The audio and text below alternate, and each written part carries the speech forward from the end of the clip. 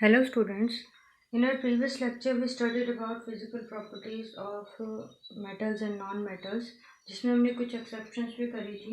So today our next topic is chemical properties of metals and non-metals जिसमें हमारे पास सबसे पहले है burning of metal in air. मतलब कि अगर आपका जो एक metal है वो air में burn करेगा तो आपके पास कैसे compounds form होंगे. बेसिकली केमिकल प्रॉपर्टीज में हम यही देखेंगे जो मेटल है वो डिफरेंट एलिमेंट्स के साथ रिएक्ट करेगा तो केमिकली वो कौन से कंपाउंड्स फॉर्म करेगा. So first of all when metal air के साथ रिएक्ट करेगा तो मेटल में एयर में अबंडेंटली आपके पास ऑक्सीजन है जो हाईली रिएक्टिव है. So metal reacts with oxygen to form metal oxide. इसका आपके पास एक वेल नोन एग्जांपल है when copper reacts with oxygen you have here copper oxide. So here you have oxygen gas. So this is a balanced equation here. So अब जो आपके पास यहाँ पे मेटल ऑक्साइड बनेंगे वो कुछ ऐसे होंगे जो सिर्फ एसिड के साथ रिएक्ट करेंगे और कुछ ऐसे होंगे जो सिर्फ बेस के साथ रिएक्ट करेंगे. बट कुछ ऐसे मेटल ऑक्साइड्स भी होंगे जो दोनों एसिड और बेस के साथ रिएक्ट करेंगे. So those types of metal oxides are called amphoteric oxides. Amphoteric oxides आपके पास होंगे those metal oxides which reacts with both acid and base. ठीक है. Metal oxides that react with both acid and bases to form salt and hydrogen salt and water are called amphoteric oxides. So अगर इसका example लिया जाए तो आपके पास aluminium oxide है. Aluminium oxide अगर आपके पास HCl से रिएक्ट करता है सो आपके पास यहाँ पे एल्यूमिनियम क्लोराइड बनता है एंड योर वाटर. ठीक है. अगर आपका जो एल्यूमिनियम ऑक्साइड है वो बेस के साथ रिएक्ट करता है your NaOH. So AlO2 this is your sodium aluminate. तो यहाँ पे भी आपका वाटर फॉर्म होगा. ठीक है. ये एग्जांपल्स आपके सारे बुक्स में गिवन है. So in case your chemical reaction is not balanced by me, मैंने लिखने में कोई गलती कर दी है तो आप वहाँ से इसको करेक्ट कर सकते हो. तो अब अगर आपके मेटल ऑक्साइड्स हैं वो अगर वाटर के साथ रिएक्ट करेंगे, metal oxides formed here when react with water, तो क्या होगा. Let us see. When your metal oxides react with water they form an alkali metal. Alkali metal is a base. ठीक है. Alkali metal is a salt. So जब आपके metal oxide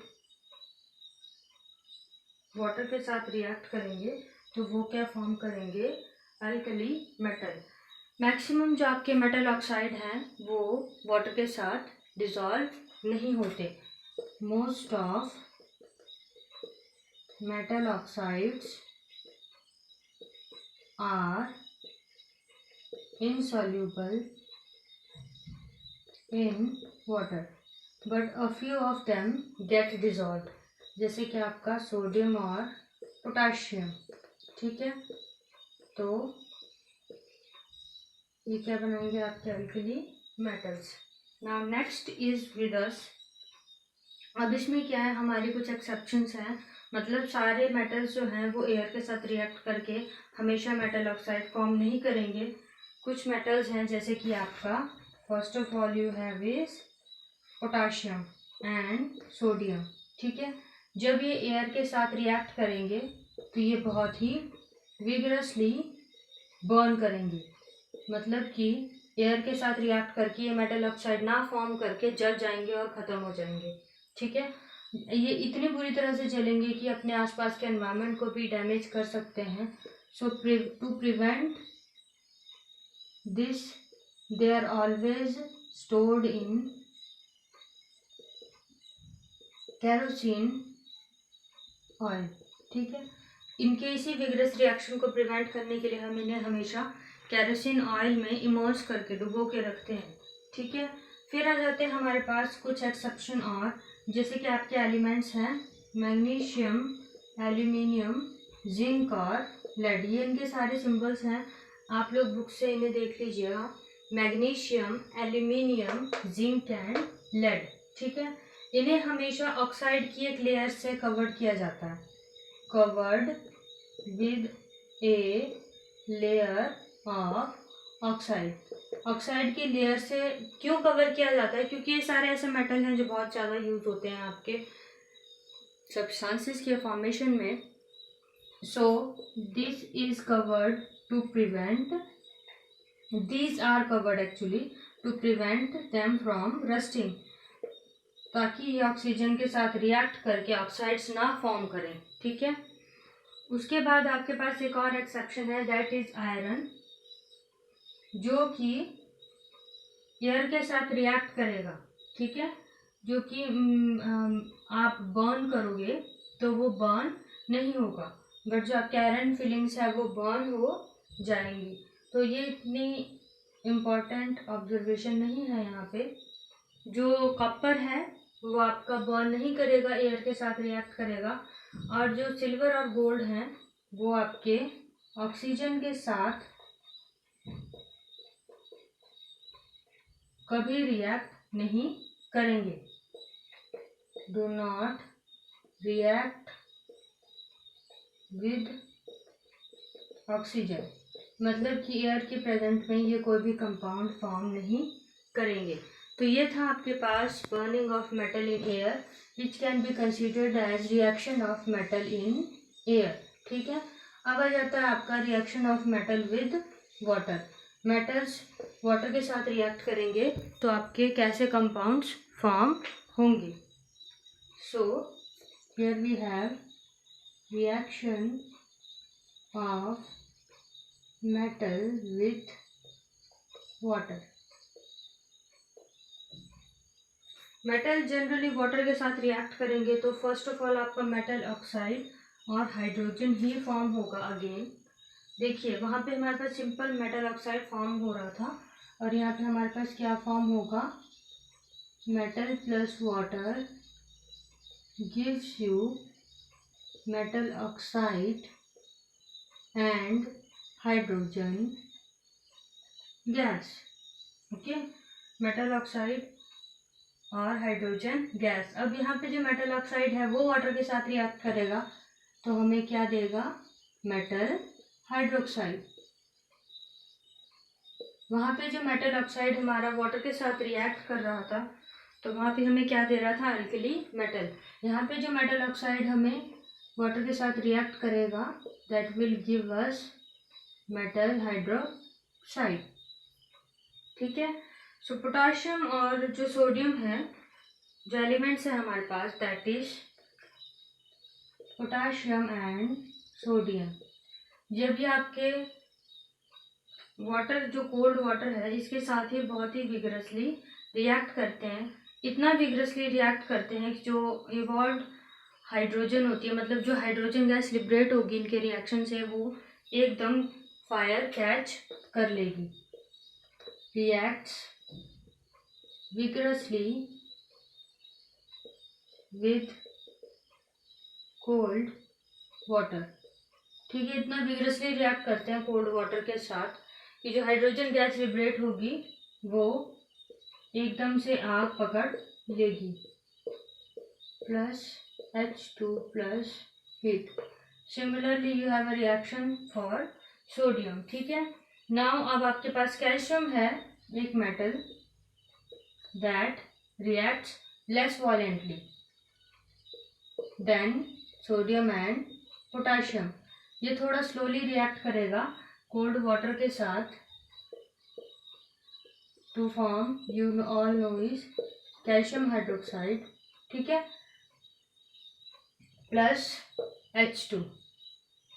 सो calcium start floating, जैसे कि जो आपका calcium है जब आपका वाटर के साथ रिएक्ट करेगा तो कैल्शियम मेटल के अराउंड क्या है, bubbles are formed bubbles are formed around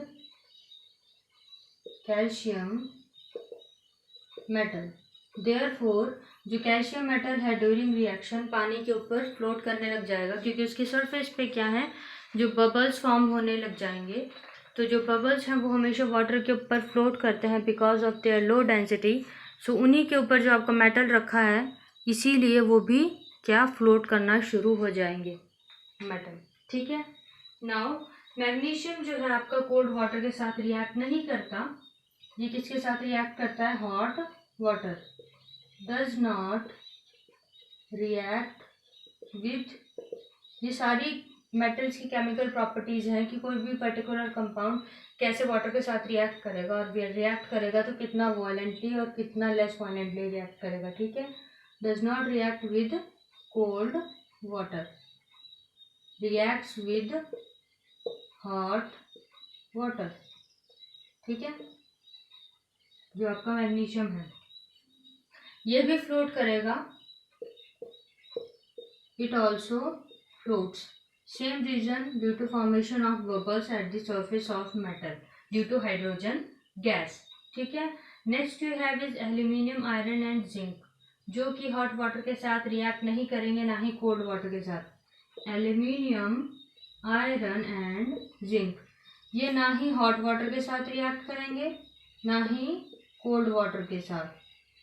react with hot and cold water.